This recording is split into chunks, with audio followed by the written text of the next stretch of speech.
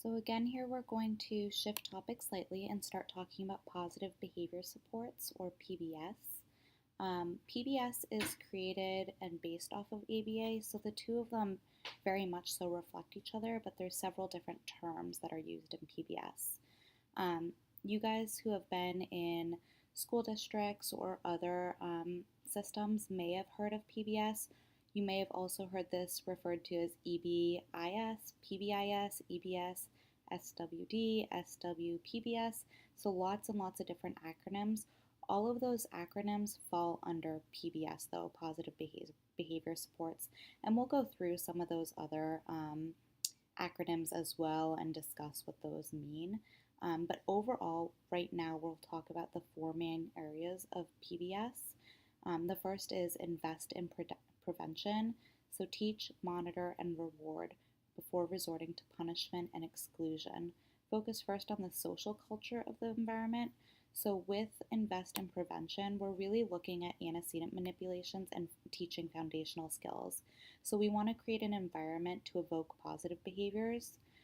We do this by using motivating resources, so reinforcement systems, whole group contingencies. We really focus on establishing operations to promote a social culture and appropriate behaviors for that environment. Part of that goes into training, so providing supports for teachers, parents, other staff members in order to really promote this social culture of reinforcing appropriate behaviors prior to any type of punishment or exclusion intervention. So that's investing in prevention.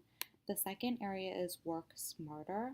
So identifying clear outcomes, combine rather than add initiatives, and make decisions based on data. So really just working together, combining interventions, making sure that everything falls into one sound system rather than having multiple complicated interventions going at the same time. And of course, making data-based decisions based on the results of those interventions. That aligns directly with ABA. With ABA, data always provides decision points for interventions, and that's how we make modifications.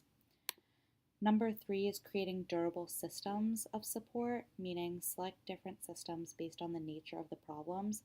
This again is directly tied to ABA. However, in ABA, we would say that we focus on the function of behavior rather than the topography.